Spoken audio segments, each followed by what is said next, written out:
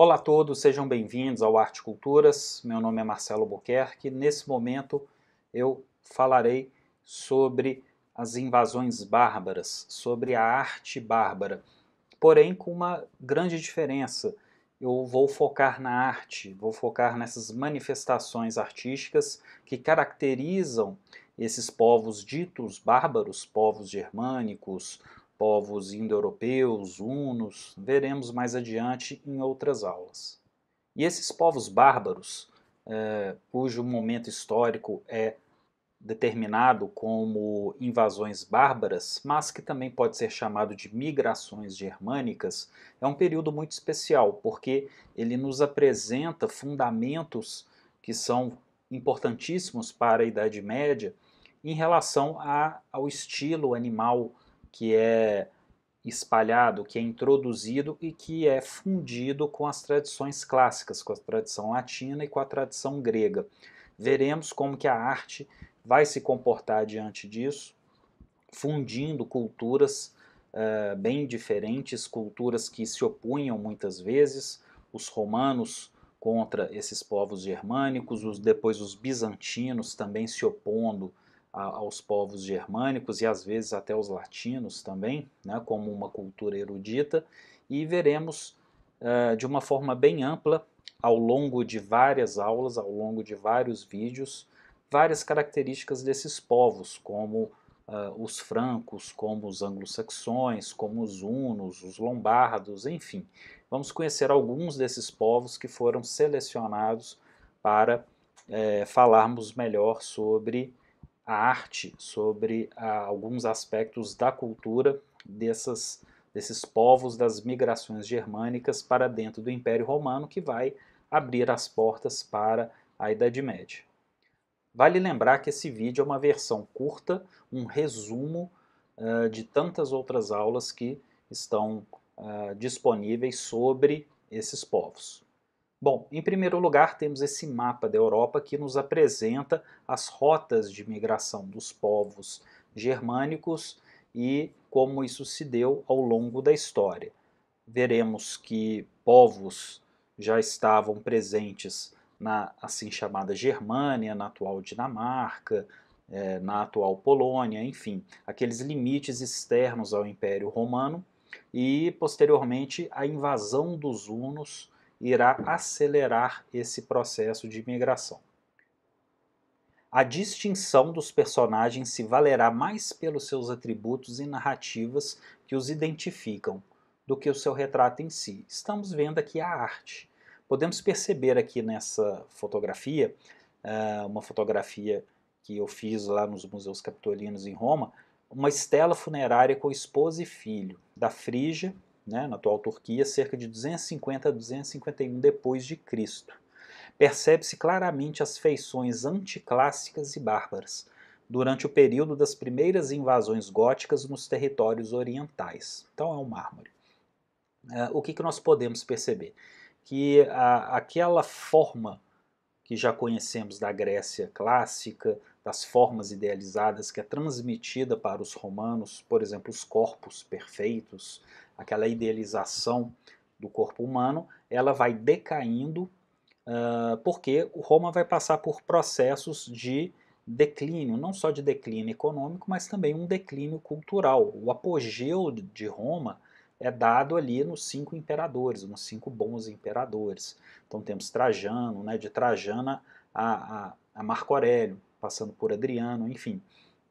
Então é um período de crescimento e um período de expansão cultural romana. Posteriormente, Roma vai perceber um declínio muito acentuado e a influência desses povos bárbaros começa a ficar mais forte. Inclusive, os romanos desenvolvem um chamado estilo plebeu de escultura. Tem uma aula sobre a escultura romana e esse estilo plebeu, que dá um aspecto mais tosco, mais rude à escultura romana. Então, por essa estela, nós vemos que que são figuras mais estilizadas. Elas se assemelham mais às formas de representação dos povos germânicos, mais estilizada, mais simplificada, obviamente com um apuro técnico menos né, menos aparente do que o apuro técnico dos escultores clássicos, isso fica evidente, mas isso também nos diz a respeito dos motivos que levavam esses povos e seus interesses a praticarem esses tipos de arte, que são mais simbólicas, né? Eles não tinham a intenção e os objetivos que os clássicos tinham com as obras de arte.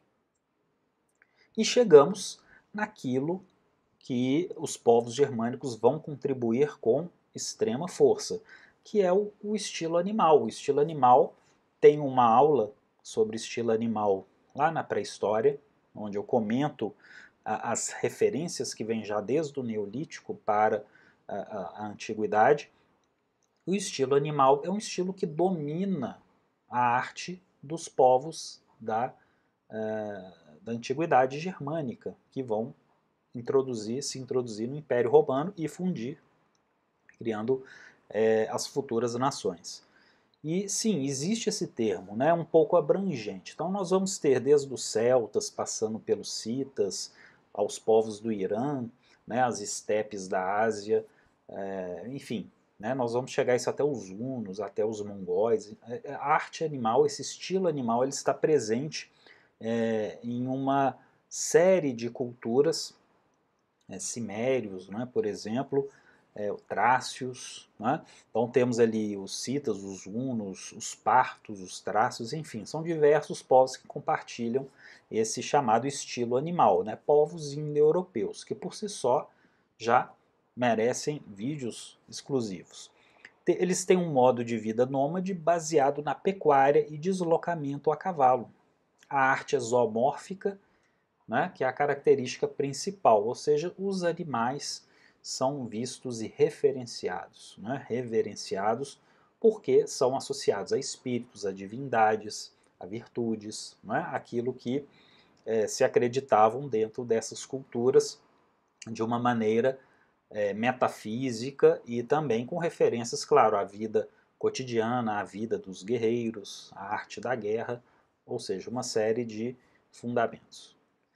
Aqui, por exemplo, né, nos povos germânicos, aqui são referências que eu obtive do próprio British Museum, né, em Londres, onde podemos ter uma ideia de como que esse entrelaçamento de formas, figuras humanas, figuras dos animais bem estilizadas vão se fundindo, muitas vezes de forma labiríntica, dentro dessas belíssimas obras de arte, como figuras de animais, híbridos de animal e homem, máscara facial, animal besta, né, pequenas cabeças de animais, né, enfim, cabeça de ave, né, nós podemos ver aqui que temos representações do olho, do bico da ave, né, enfim.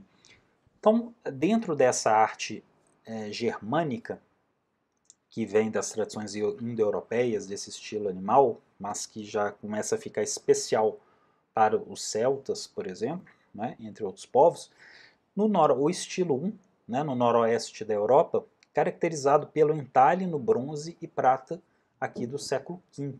Então já estamos no século V depois de Cristo. Apresenta animais com corpos divididos em seções e padrões abstratos, muito misturados entre si. Então vemos aqui o broche de cabeça quadrada, prateada e dourada, de um túmulo feminino da ilha de Wight, na Inglaterra, séculos V e VI. O estilo 2, tampo de bolsa de barca funerária de Sutton Hoo, 625-633. Ouro com esmaltes e granada, do Museu Britânico e em Londres, né? Então temos aqui uma técnica que vamos conhecer, que é o cloisonné, né? Que é uma técnica de ourivesaria, com esmalte, com vitrificações, enfim. E o estilo terceiro, né? O terceiro estilo, que são motivos vikings, de fecho de prata scale, né? O gelling. Ou seja, há uma tradição que vai se seguindo. Então, as tradições são antigas, como vimos, remetem ao Neolítico. Então, alguns exemplos interessantes que podem nos dar luzes aqui interessantes, né? Temos a bola de Towie, lá na Escócia, que é do Neolítico. Neolítico e Idade do Ferro. Então cerca de 3.000, 2.500 a.C., ali próximo ali daquela época de Stonehenge. São círculos, espirais e outras formas. Nos mostram aí ciclos da vida e da natureza, né? Quer dizer, incerto, né? Algumas marcações, tem todos os estudos para isso. O triskelion, que são esses 3 círculos que formam essa trindade. É um motivo tradicional da harmonia e trindade, de origem neolítica, vai ser encontrado em Malta, na Irlanda, né, entre outros povos. Mas os celtas, por exemplo, vão adotar esse símbolo especialmente. Associado às 3 pernas humanas da antiguidade grega e siciliana, né, que são já mais jovens. Então a própria bandeira da Sicília, como vemos aqui, elas têm essa tradição, elas remetem, esse triskelion, ele é percebido de formas que evoluem para outras formas, né, outras manifestações. Então temos aí os entrelaçados, né, isso vai dar origem também aos entrelaçados medievais, como os vikings farão, né, os anglo-saxões, e obras coloridas e brilhantes. Valorização do ouro e das pedras. Então o ouro, é claro, o ouro desde os antigos egípcios, o ouro é visto como um metal brilhante, metafísico, que aparentemente não oxidava, não se perdia, se relaciona com o sol. Né? Quer dizer, então o ouro tem todas aquelas propriedades que já conhecemos, de se associar à riqueza e também a questões metafísicas. E as pedras, na Idade Média, vamos conhecer também aqui alguns exemplos, as pedras, elas acreditava-se que essas pedras tinham luz própria. Então, por isso que as pedras eram muito valorizadas, um dos motivos, né? Além da raridade, da dificuldade de se encontrar e da beleza, óbvio, dessas pedras, acreditava-se que elas eram pequenos fragmentos de luz. Né? Isso nos diz, por exemplo, o Michel Pastoureau, né? É um medievalista francês que nos conta um pouco mais sobre essas histórias. Né? Temos também John Gage, né? A Color and Culture, né? Outras bibliografias ricas. Outra manifestação artística dos povos germânicos são os torques. Né? Os torques são esses colares, como podemos ver aqui nessa escultura belíssima, né, famosa do período helenístico, do gaulês moribundo, ou Gálata capitolino, que é lá do período helenístico, né, dos contextos gregos, né, das guerras entre gregos com os povos germânicos, né, os gauleses. Então aqui é uma cópia romana em mármore do século III depois de Cristo. E aqui um torque, né, que é um colar que possuía algumas esferas na ponta ou outros adornos. Então, o que é o torque? É um grande anel de pescoço, feito de peça única ou fios de metal torcidos, encontrados nas culturas indo-europeias, persas, citas ilíria, celta, ciméria e Trácia.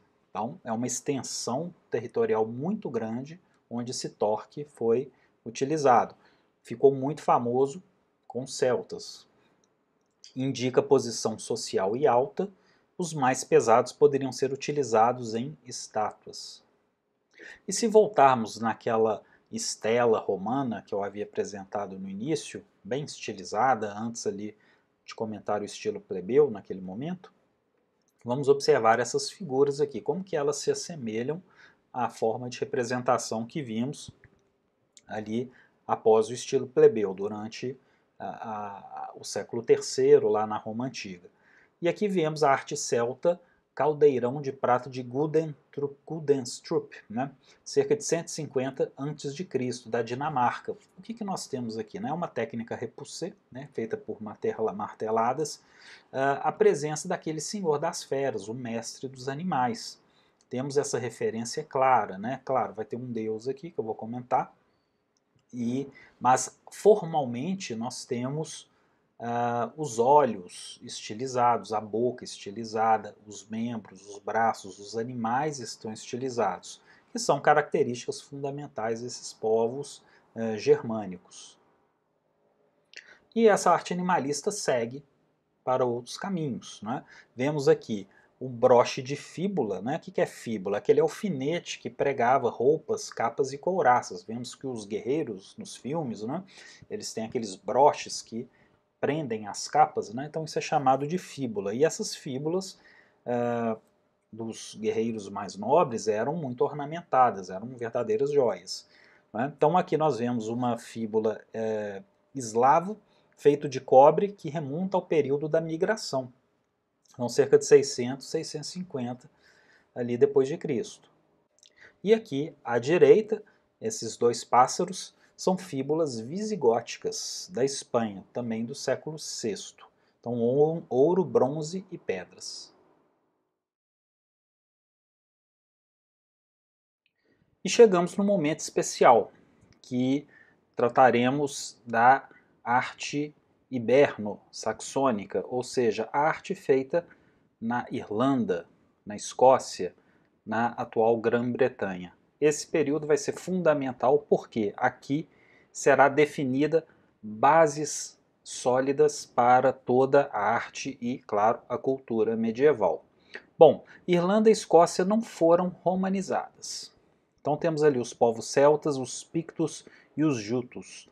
Então é importante frisar isso porque os romanos avançaram até as atuais fronteiras da Inglaterra com a Escócia, no Muro de Adriano e depois nos muros de Antonino. E a Irlanda, desenvolvimento religioso e cultural afastado dos centros europeus, com forte influência céltica. Então o cristianismo vai se desenvolver nessas regiões, mas lembrando que a influência romana era mínima nessas regiões, porque os romanos, claro, não colonizaram esses povos. Então, o cristianismo vai ter uma fisionomia diferente. E essa fisionomia, mesmo sendo diferente, sendo original, vai influenciar, como veremos daqui a pouco, a Europa continental, especialmente o Império Carolíngio de Carlos Magno. E temos a figura de São Patrício, o famoso St. Patrick's, não é? Que tem um St. Patrick's Day, que é muito comemorado inclusive aqui no Brasil. Então ele foi um romano da Britânia e é capturado pelos celtas e levado à Irlanda. Então aqui começa todo um processo de conversão desses celtas pagãos, mas, como os romanos os consideravam, né, os pagãos, e eles serão cristianizados. Em 432, São Patrício retorna à Irlanda e dá-se o início do grande processo de conversão. Em 521, São Columba e São Columbano são missionários irlandeses que fundam diversos mosteiros, como o mosteiro de Durrow, Kells e Iona. Em 529, expansão das abadias e mosteiros a partir da regra de São Bento no Monte Cassino. A regra de São Bento será a regra oficial do Império Carolíngio e a preservação do latim e da estrutura erudita e burocrática romanas. Então, aquilo que eu já havia dito, mesmo tendo uma predominância da cultura germânica, céltica, a burocracia e a língua erudita, a transmissão de uma alta cultura fica a cargo das tradições romanas. Temos aqui algumas fotografias da Badia de Iona, que fica numa ilha, né? A ilha de Iona e as Ilhas Hébridas. Um dos símbolos mais conhecidos, mais importantes desse período, com clara referência celta, são as chamadas alta cruz, né? Ou as altas cruzes, em geral erguidas fora dos monastérios e igrejas. No lado leste da cruz temos representações do Antigo Testamento, no lado oeste o Novo Testamento, e a crucificação no centro da cruz. Então nós podemos ver aqui no centro da cruz a crucificação. Outra manifestação importante são as pedras pictóricas. São essas estelas monumentais dos povos pictos antes e durante os períodos de conversão cristã. Então, no norte da Escócia, na região da Escócia, na Irlanda, haviam esses povos pictos, os povos jutos. Né? Então, daí que vem essas grandes manifestações já cristãs de povos convertidos, mas que remetem a toda aqueles entrelaçados que vimos anteriormente, decorrente do estilo animal, que vai se espalhando pela Europa e pelas estepes da Ásia.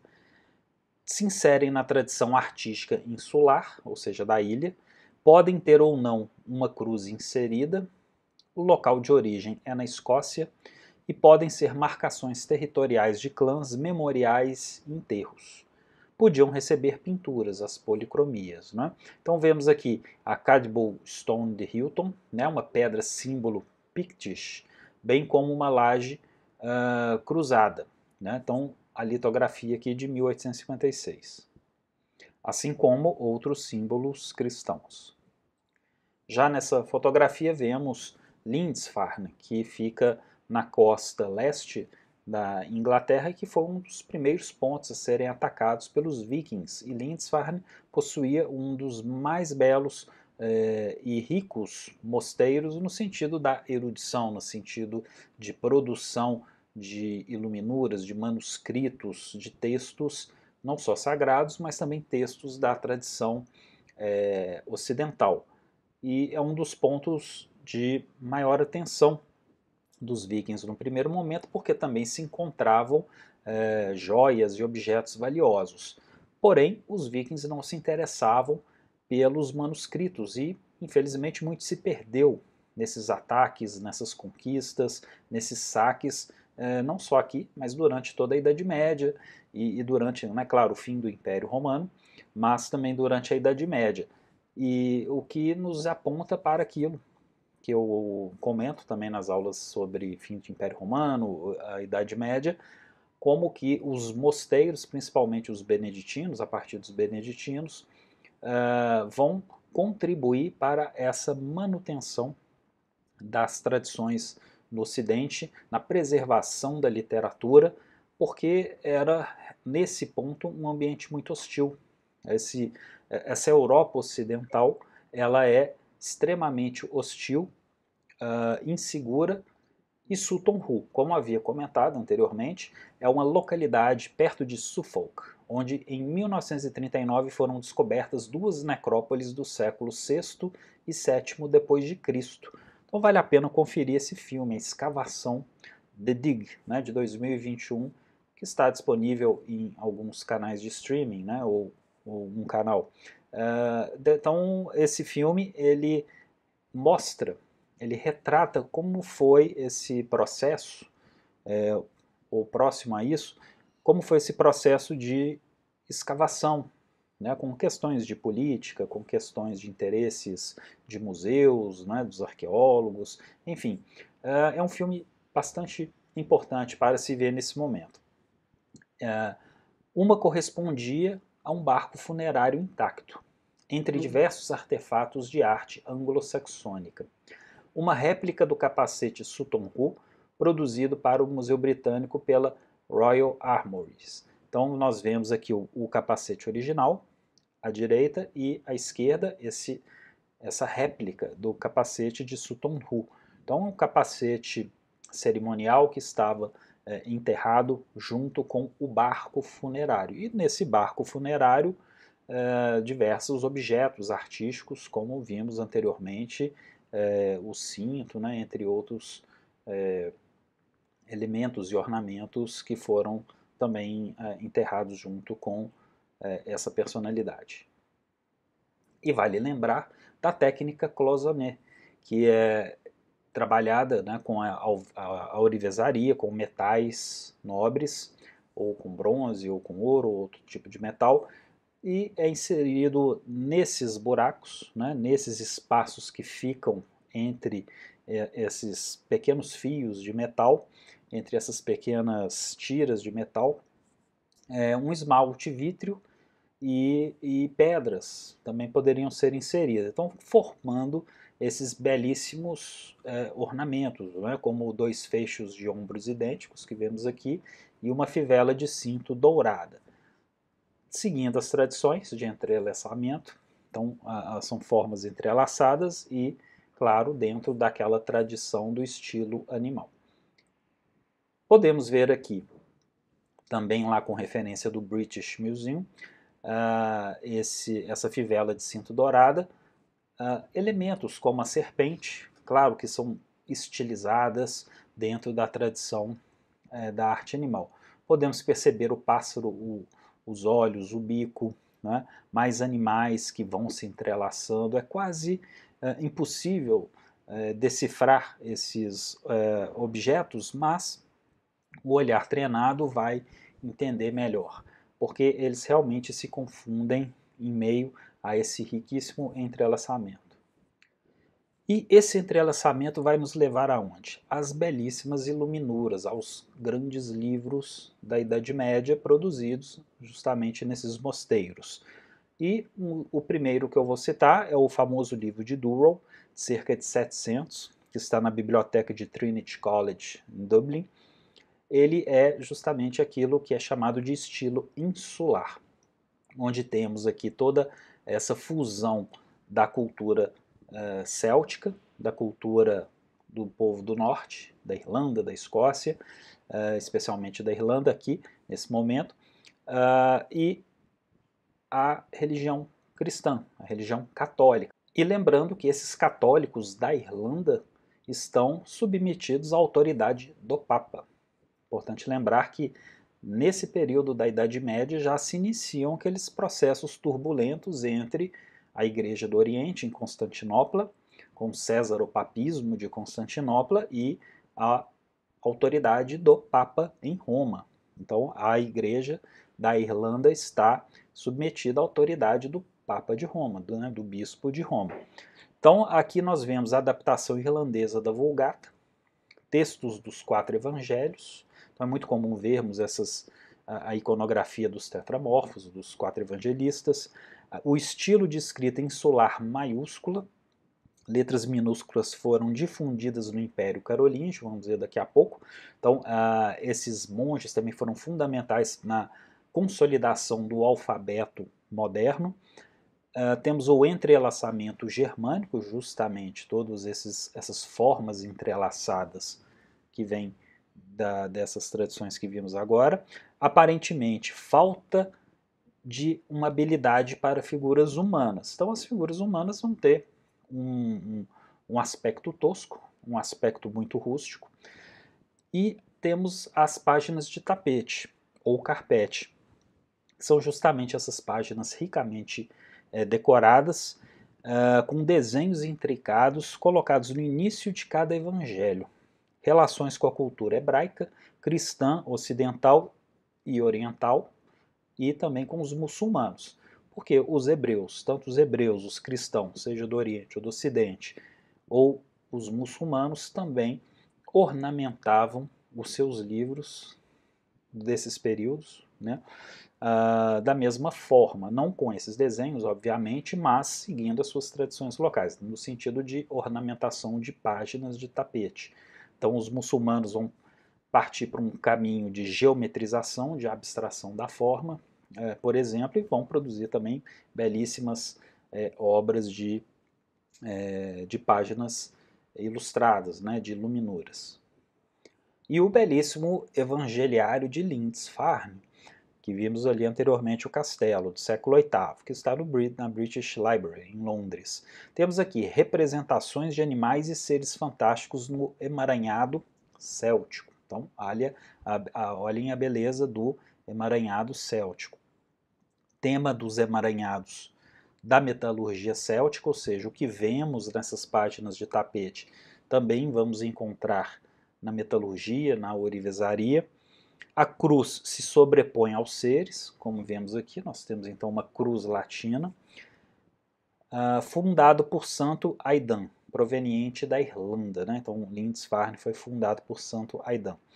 E Alcuino introduzirá na Igreja Carolíngia elementos artísticos e eruditos de Lindisfarne na costa de Carlos Magno, na famosa Escola Palatina de Aachen. Então o Alcuino é um desses monges, né, esse membro da igreja responsável convidado, né, por Carlos Magno. Carlos Magno havia ali cerca de 800, chamado diversos intelectuais de várias partes do mundo, né, tanto do norte quanto do Oriente, enfim, para fundar uma escola, uma biblioteca palatina em Aachen, né, que seria ali o palácio, um dos palácios principais de Carlos Magno. Então, nesse ambiente, foram produzidos diversos textos, copiados diversos textos, e que será aquela base para um dos renascimentos que ocorrerão na Idade Média. A Idade Média ela é composta de diversos, né, pelo menos 4 renascimentos culturais fundamentais, onde obras clássicas serão copiadas, serão difundidas, para, né, os monges copistas traduziam obras, copiavam obras, e isso era espalhado para outros monastérios, onde outros monges fariam também esses mesmos trabalhos de cópia e distribuição. Cada manuscrito desse, cada iluminura, cada evangeliário, cada saltério eram, obviamente, extremamente caros. Então, isso não era de um acesso público, como nós temos hoje uma facilidade em obter livros. Os livros eram caros. Então, essas bibliotecas mantinham preservados esses manuscritos e, claro, produziam seus próprios manuscritos. Então, imaginem uma invasão bárbara entrando, destruindo, queimando todas essas bibliotecas, o quanto já se perdeu. E isso tudo era feito nos scriptorium, né, que era o local onde se faziam as iluminuras nos mosteiros. Vemos aqui uma cena do filme O Nome da Rosa, de Umberto Eco.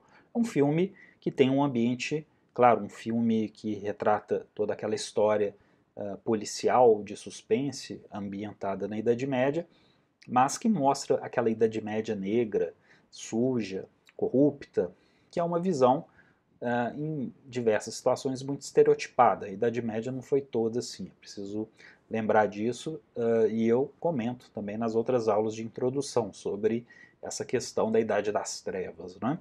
E sendo que na Idade Média certamente foi um período de muita luz, né? Nem toda a Idade Média foi igual à Inglaterra, né? Então o rubricador fazia as letras capitulares em menção à cor vermelha usuais nas letras capitulares. O miniatore fazia decoração, né? O antiquário é o copista, e continham fragmentos da Bíblia em geral, mas também tinham textos sagrados, tinham textos da filosofia, textos de história, então o que conhecemos de Platão, Aristóteles, Pausanias, entre tantos outros, né, todos os filósofos gregos, enfim, historiadores romanos, oradores romanos e medievais, escritores, tudo, passa por esses mosteiros, por esses escritórios. Nos evangelhos de Lindisfarne, temos o evangelho de Mateus, que tem uma das páginas mais belas e icônicas que conhecemos. O texto principal contém a primeira frase do evangelho segundo São Mateus, que significa o livro da geração de Jesus Cristo, filho de Davi, filho de Abraão. A primeira linha contém a palavra liber, o livro, com letras iluminadas em maiúscula insular. Então nós podemos ver aqui, com todo o entrelaçamento, toda a referência à ourivesaria, a metalurgia, vemos que as joias, os objetos também correspondem à forma como se iluminava, né, se ilustrava esses livros, com a letra I, a letra B, né, e terminando aqui em ER, né, já com um desenho diferente. Então, as 3 primeiras letras lib são as mais ornamentadas. Então, as próximas 2 linhas estão em maiúsculas rúnicas, que seriam essas letras aqui, né? Lembrando das runas, que é uma linguagem dos povos do norte. Então, temos letras latinas com estilo de runas. Então, característica também desse período, mais uma fusão cultural entre esses povos.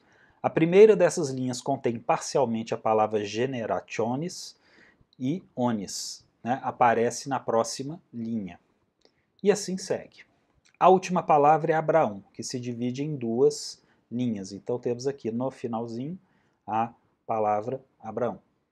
E vemos aqui a belíssima página do livro de Kells, que nos mostra uma ornamentada representação do Quirô, um cristograma.